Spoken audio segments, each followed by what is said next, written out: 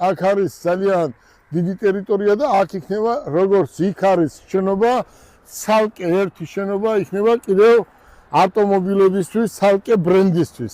რაც შეეხება იმ ტერიტორიას იქით არის სახელმწიფოს ტერიტორია და ჩვენ ამ სკვერს გავაკეთებთ ბავშვებისთვის, როგორც დავაანონსეთ უმაღლეს დონეზე. რაც შეეხება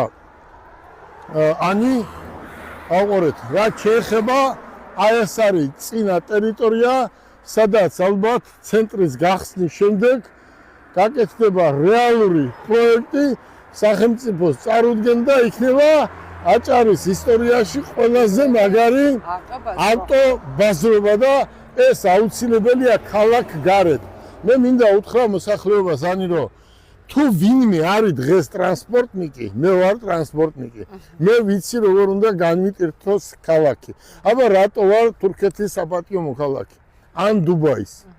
ხო? იქ ლექსებს კი არ ვკითხულობ.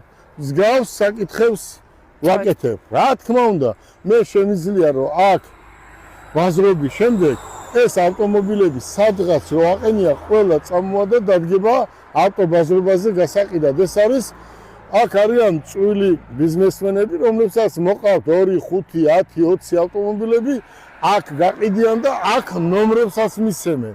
სრული მომსახურებას შევთავაზებთ?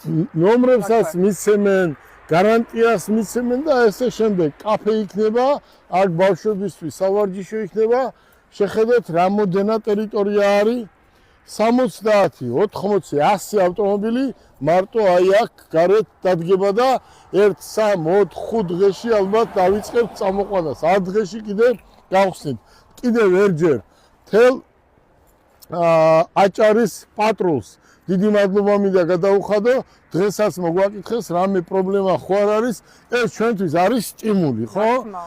აქაური აჭარის მთავრობამაც ბევრჯერ მოგვაკითხა და რა ვიცი, აი ზუსტად ესე უნდა იყოს მიდგომა, ხო?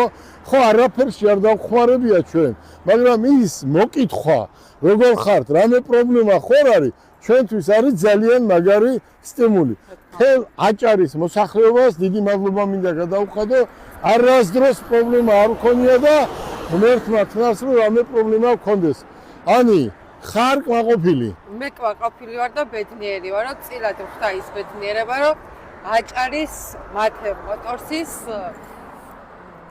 დავწავოთ ინტრიგად დანარჩენი ყველაფერი და ani როგორც კარგად ხელმძღვანელობს ქუთაისში, ისევე ქუთაისიდან აკონტროლებდეს